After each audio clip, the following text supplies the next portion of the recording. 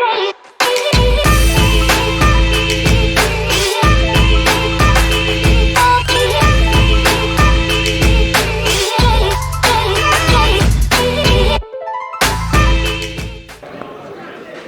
is the Lewis Art for Boxing Social in association with Empire Fight Store and William Hill.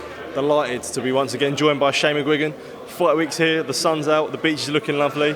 It's all gearing up for a great night on Saturday night. I know I sort of spoke to you last week, but how's things, mate? How have we been? Yeah, good, mate. Yeah, it's nice to be down here. Sunny Bournemouth. Happy that it's the sun's come out. It was actually quite overcast this morning, but it always seems to get nice and sunny in this town. So yeah, buzzing. Just got to go out there and get the most important thing is make the weight tomorrow, and then getting to put on a good performance on Saturday night. Your story, I mean, I've seen it a lot, sort of, especially in the build-up to this fight. Your story with Chris is, it's a special one. Someone that come to the gym to spar with you, and he's always nagging you to train when he turned pro. The 7 years that you've been with him, this is his destiny. Does it feel now, after these 7 years that you've been working, this is what it's all going to pay off for on Saturday night? Yeah, I think so. I think it's just you couldn't have scripted it, even at 8-10 months ago when Lawrence was still in the gym. So, obviously for us it was never seen as that was going to be the fight. Then Lawrence has moved to Dubai, and obviously we split because he changed residency and stuff, and I've got a lot of stuff going on. But there was no it was such an amicable, mutual, wish you well sort of thing. It would never even cross my mind. But he wants to fight for a world title, and this fight, has just done 15,000 seats. Once they're on the pitch as well, so obviously the pitch is included, it's going to be 15,000 capacity. So, and it's just unbelievable. And if it had been for a British title or a European title, or if it had been against Richard Riakpo, for instance, it just would never have sold. It would have sold probably 6-7.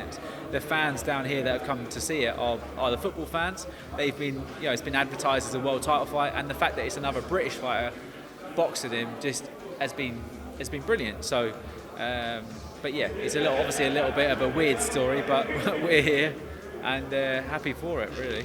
When you've worked with numerous great fighters, Dan, that you've been involved in massive fights. But when this is sort of this is respect to Chris as well, but a lot of his people could say, Chris wouldn't be where he is now with you. Where you see that you've worked up a guy to this point, from a personal point of view, do you feel happiness that the work that you've put in the gym, all the hours and the years and the hours that you put in, it's sort of paying off? Do you feel like on a personal point that it makes you happy?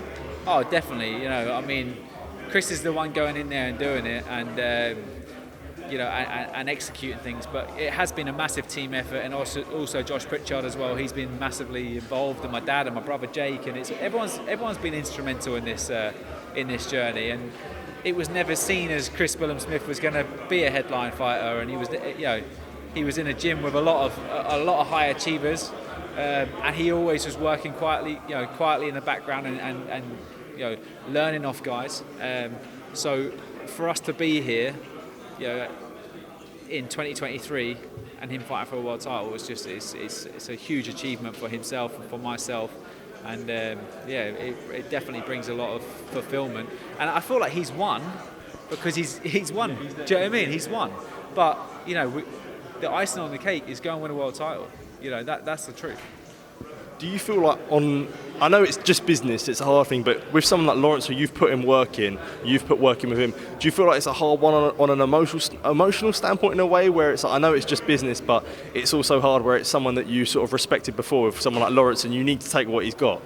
Yeah, I mean, one of the things that's quite funny is when Lawrence came to ask me to train him, he said, "Listen, man, I know that you've got another cruiserweight in the gym, but he's not on my level, I remember sparring him up GB, or it's light work and all this."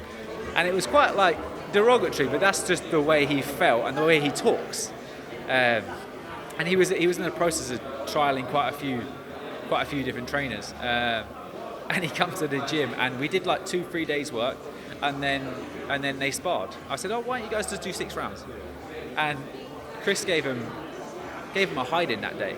And listen, it's been the other way on other times, but it was just the fact that the two of them he hadn't sparred him. He sparred him on the build-up for Isaac Chamberlain fight, and he dealt with him quite easy, but Chris was just coming off an injury. So he just had this perception of Chris being that level of fighter. and he absolutely took it to him. And he was like, "Listen, Shane, I'm going to be honest. Like, if you've done that with him, like, you know, I want to be it." And you know, the two of them working together throughout the years have really brought each other on. Having two high quality fighters in the gym, learning from each other, they've both learned loads off each other, and I genuinely believe that. So, you know, it's just weird how it's gone full 360 and now they're fighting each other. But they've been instrumental in each other's careers. You know what I mean? So there's no like begrudgery. There's no like me trying to dethrone a guy that used to work with me. It just so happens to be he has a world title, and it's a headline fight. And you know, and yes, I'm quietly confident because I know what Chris is capable with. And you know, if you look at the sparring from both sides, there was a lot of success on either side. But it's just going to be who's able to transfer that. And you know, there's risks and dangers. Lawrence is a bigger puncher. Chris is neater. He's got better combinations. He's got better feet to go in and out. Lawrence is stronger than him. So there's so many outweighing factors, and that's why even myself, like, I know there's multiple variables. If they box 10 times, it'll be a different one every single time. It's just us getting it right on Saturday night. And another thing I sort of wanted to ask you about is, Okolie was sort of suggesting stuff like moles in the camp, things like that. Your sort of reaction when you heard things like that? Honestly, it's funny because I know him so well that I know that he's trying to, like, what he does, right, is he tags his opponents in all of his posts, and he messages them the whole way through camp. So like, we're having this joke, and then he also tries to get in with someone in the camp, and like, my stable is a very close-knit stable, and like, we all know, like, he was messaging Adam's old phone because Adam's obviously changed his phone because he's getting so many messages. He's like, look, I'm going to have this.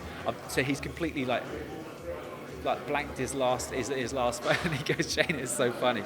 He showed me all of the messages. He's just like, he's non-stop trying to message me. But no, there's no mole in the camp. And even if it was, which there isn't, it's funny that, you know, he would try to revert to those tactics.